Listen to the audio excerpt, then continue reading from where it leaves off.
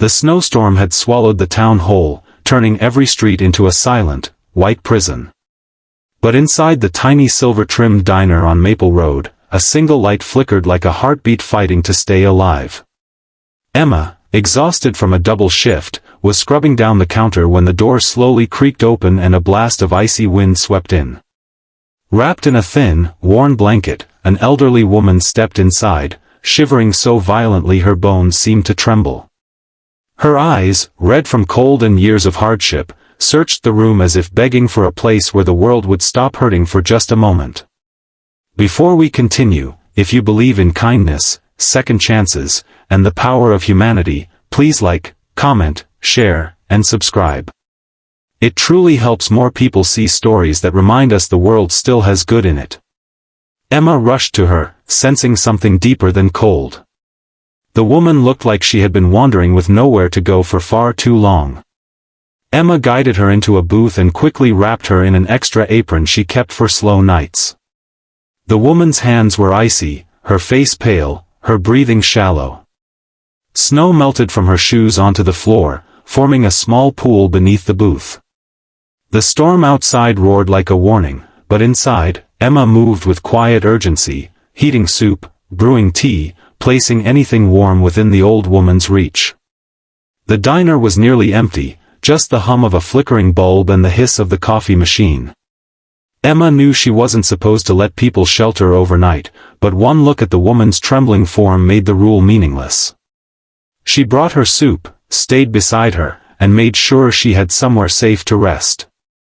Hours passed, and eventually, the old woman fell asleep in the booth, the tension in her shoulders slowly melting away as if she had finally found a place where she didn't have to fight. Emma draped her own coat over the woman and stayed long after her shift ended. She couldn't bring herself to leave the diner managerless with a stranger sleeping inside, nor could she abandon the woman.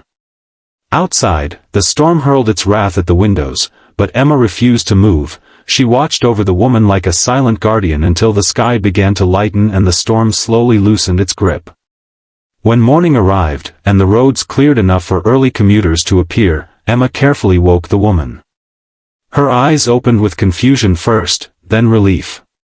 She whispered something Emma could barely hear, "Thank you for seeing me." Before Emma could ask anything more, the woman quietly slipped out of the diner and disappeared into the pale morning light like a fading memory. Emma felt a strange ache of worry, but with customers beginning to arrive, she had no choice but to continue working.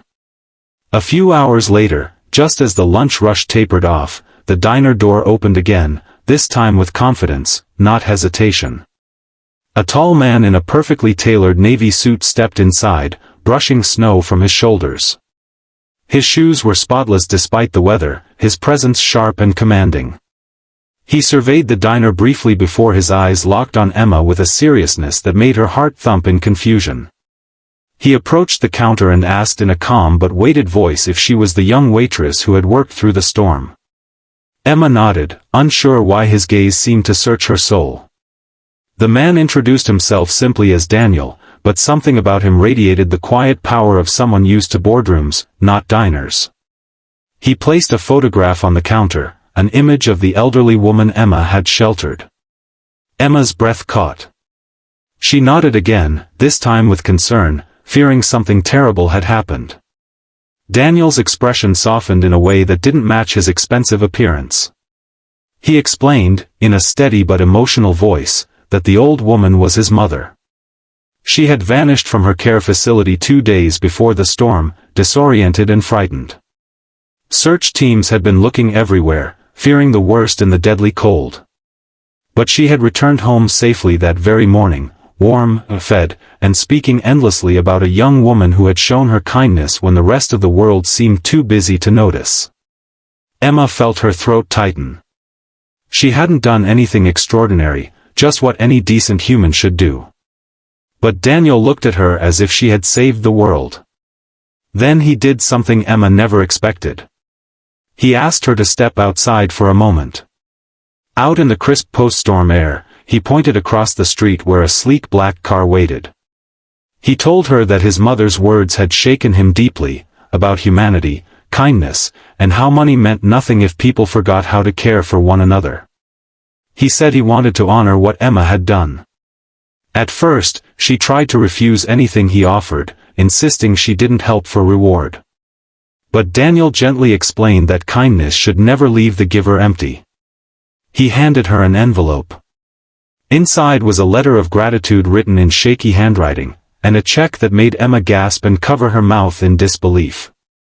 It was enough to pay off her debts, her mother's medical bills, and still leave enough for her to breathe, maybe for the first time in years.